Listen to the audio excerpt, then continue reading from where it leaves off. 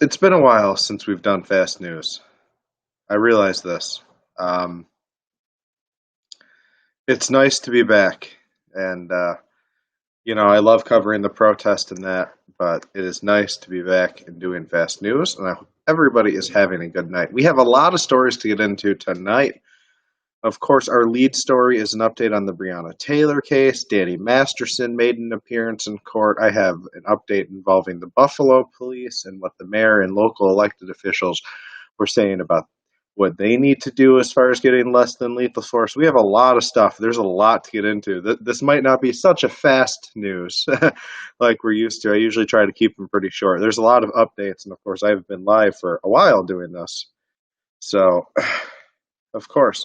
Hi guys, hi guys. I hope everybody is having a good night. Let's get right into this. So, our first story has been a really big headline here in 2020, which is saying a lot when we're talking about a year of a global pandemic and wildfires in the West Coast. But our lead story, of course, is the Breonna Taylor story, who was shot and killed during the execution of a no-knock raid by the police one night while spending the night at her boyfriend's house.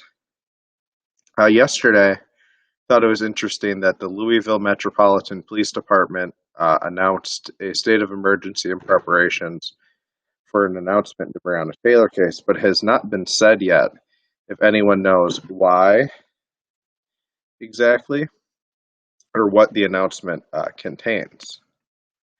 Attorney General Daniel Cameron has not said when he will announce his decision in the Breonna Taylor case, but Louisville's preparation indicate it could happen soon. Downtown Louisville is virtually closed down, with barricades blocking roads and police officers stationed around street entrances to the area. LMPD interim chief Rob Schroeder addressed personnel, and this is part of what that address said to personnel. To ensure we have the appropriate level of staffing to provide the public safety services and our policing functions effective immediately, the LMPD will operate under the emergency staffing and reporting guidelines as outlined in the standard operating procedures, emergency response plan, and collective bargaining agreements until further notice. Earlier Monday, LMPD had canceled all requested off days for officers. That was made effective immediately. The decision came after talks among department leaders about their expectations for possible announcements in the Taylor case that were being made soon, and soon is in quotes. Effective immediately, all off days are hereby canceled, and vacation requests that have not already been submitted and approved are canceled until further notice, an LMPD statement addressed to all personnel read in part. Then in the afternoon, it was revealed that around 2 a.m., Sergeant John Mattingly, one of the officers who were involved in the raid that killed Taylor, sent out a 6-page email from Vice News. And what I'm going to do is I'm going to actually pull up that email. It'll only take me 1 second here.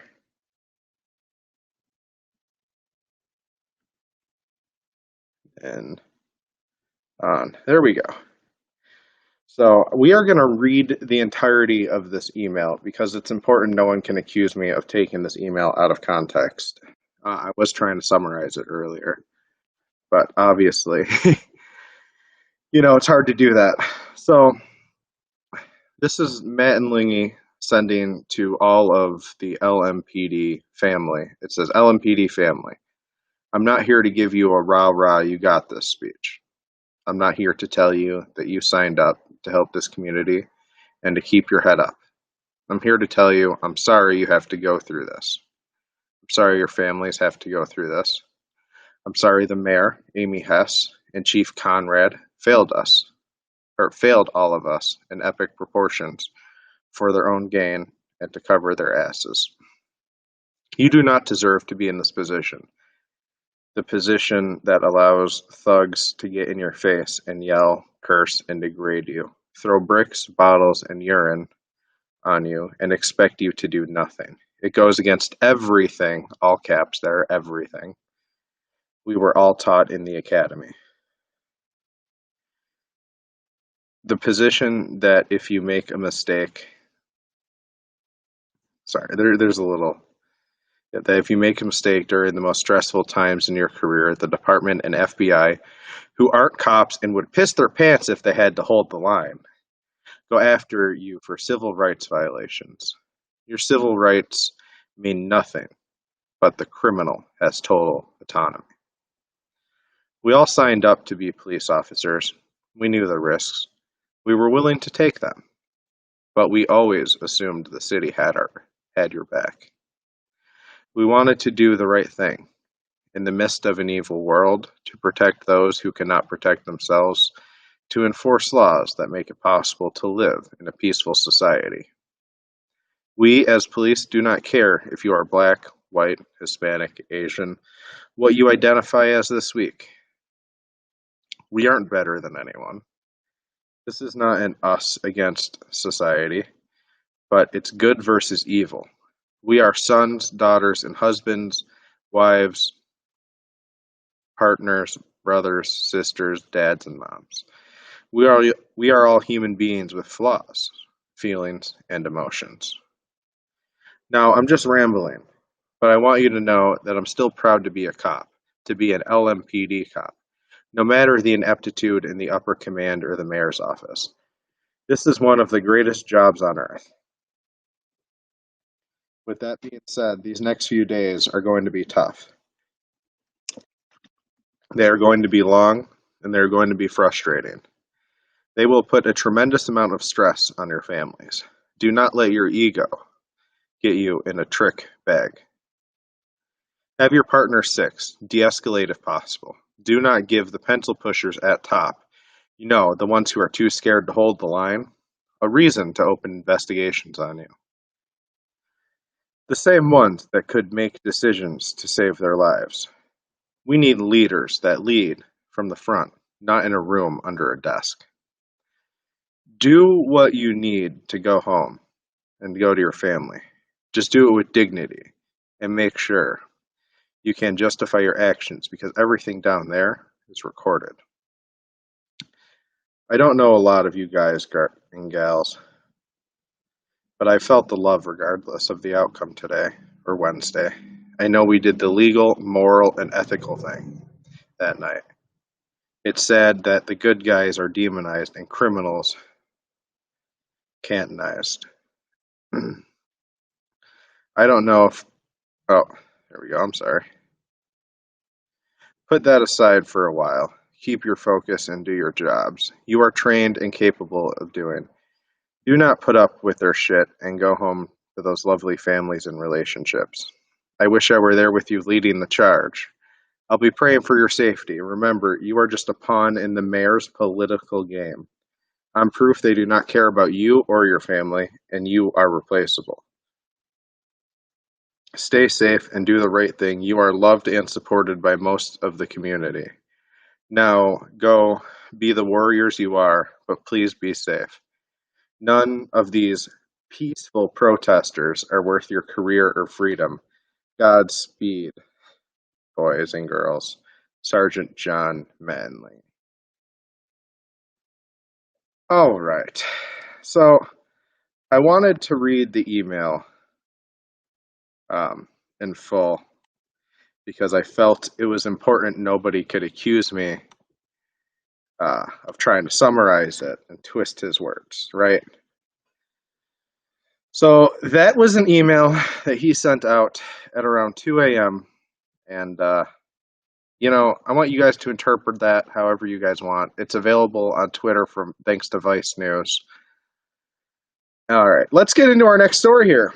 So China is pushing hundreds of thousands of Tibetans into forced labor camps, mirroring a program in the West Jian region as International Olympic Committees is urged to strip Beijing of the Winter Olympics.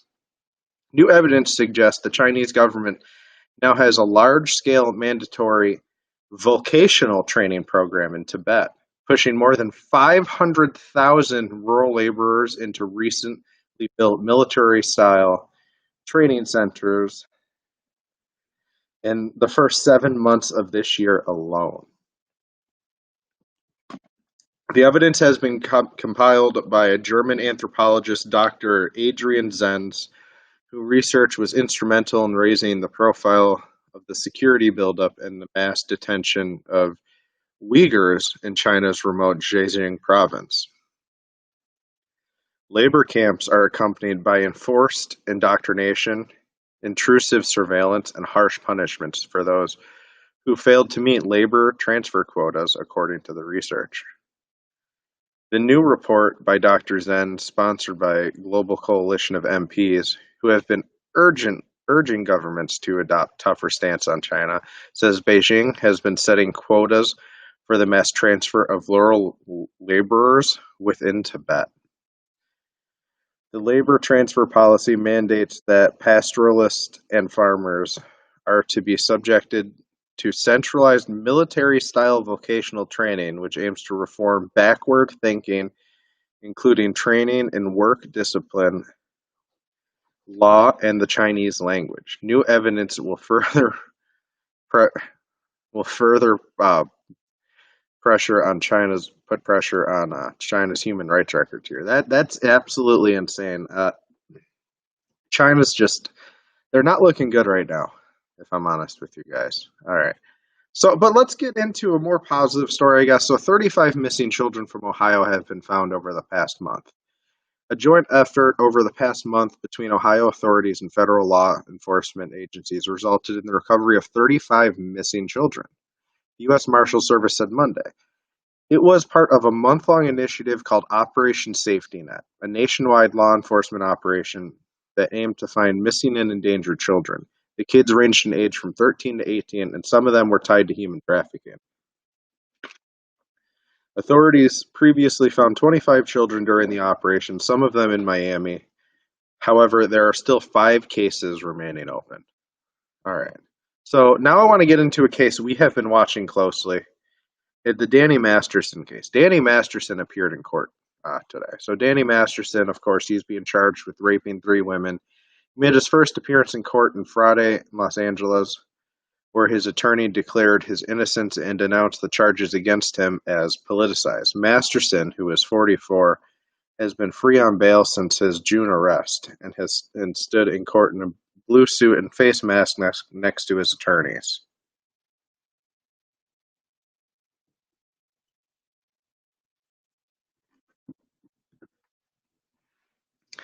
His attorney is Tom Rousseau and Sharon Applebaum. As the 3 women who are accusing him sat in the gallery, Masterson did not enter a plea, but Rousseau said the charges, based on events nearly 20 years old, were the result of unfair hype from media outlets and pressure to prosecute his client as Los Angeles District Attorney Jackie Lacey faces an election. There have been repeated attempts to politicize this case, said Masserow, who also represented Bill Cosby and Michael Jackson in their sexual misconduct cases. He is absolutely not guilty, and we're going to prove it. Deputy District Attorney Reinhold Mueller called the statements pure speculation with no basis in fact. Ms. Rose spoke as the judge was considering media requests to allow media cameras in court, which he approved. Big win. So that's big, guys. Having cameras in court's important, in my opinion. All right, we want to do anything we can to tone down cameras, circulates atmosphere that has pervaded the case, said the attorney. We're just trying to protect his rights. Superior Court Judge Miguel T. Espinosa also denied a request from the defense for a protective order sealing the case files, preventing police, prosecutors, and potential witnesses from revealing case information to the media. Oh, these are big wins, guys. These are huge wins. But he said he would reconsider similar requests later. The defense also filed documents asking the criminal complaint against Masterson to be thrown out as insufficient. A hearing on the issue will be held before Masterson is asked to enter a plea. Masterson is charged with 3 counts of rape by force or fear. Prosecutors allege that he raped a 23-year-old woman sometime in 2001, a 28-year-old woman in April of 2003, and a 23-year-old woman between October and December of 2003. Prosecutors said all of the alleged attacks happened in his home. If he is convicted, he could face up to 45 years in jail. So we all know Danny Masterson. He was on that 70s show. So, yeah, that's big. In local news, Mayor Brown and other local officials are looking into less than lethal weapons for the Buffalo police. Probably because of recent events, let's be honest. City leaders say the Bola Wrap device could assist in de-escalating a tense call on the streets. A police officer holds a handheld device that dispenses a thin string-like material, which is a Kevlar cord. It immediately wraps around a person's waist or legs with small fish hooks that embed in the clothing. That's kind of cool, actually. This would prevent a person from running and fighting with the police. If they do, the hooks will embed deeper. The chance of the device hurting the person, if used appropriately, is externally low, stated Jeff Ronaldo, the Buffalo police captain. Ronaldo was asked if this could have been used with the 60-year-old Willie Henley situation, where he was shot and injured by Buffalo police officer Carl Schultz, because Henley was waving a bat during a call on Genesee Street. He had this to say: "To use a crystal ball, would this or some other device had worked in that situation? They're quickly evolving situations. So to do that would be a Monday morning quarterbacking. It's not fair to the officer or the person." And yeah, I can agree with that, actually. So the device is effective when an officer is in range of 10 or 20 feet from the individual. The key is to be on the cutting edge, but not necessarily the bleeding edge, explained Ronaldo. After the Henley shooting, Buffalo Common Council President Darius Pridgen questioned why the Buffalo Police Department had not purchased tasers. At the time, Pridgen said it was approved in the budget, but according to Mayor Brown, the funding was removed because of the budget shortfalls and COVID. The funding was no longer available for the purchase. Funds were not actually allocated. We were authorized to allocate, but because of budgetary challenges we were facing and the start of COVID funds were not actually allocated in the city to budget, Brown responded. It worked well. They have to keep funding tyranny. Less than lethal is better. Yeah. You know, yeah, and that's kind of the thing. Like, everyone's looking for less than lethal, but no one wants to. But they seem to be doing everything they can to do everything besides address the culture of the police department, which is what we have to do. We need to address the culture and the training of the police department. I mean, less than lethal force is great, but we need to address the problem at the root. All right, so on to our last story tonight, and I always said we're going to end everything with a positive story from now on. Here is tonight's. Tony Williams, a retired man in England, put up a poster for friends, and the response he got was worldwide.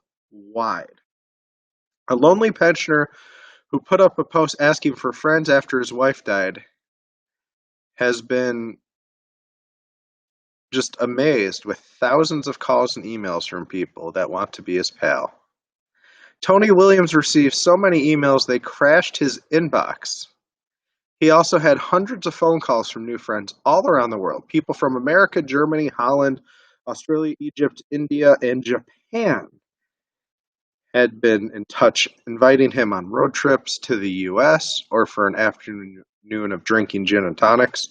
Others have offered Tony, a retired 75-year-old physicist, lunches, phone calls, and for their kids to adopt him as their grandfather.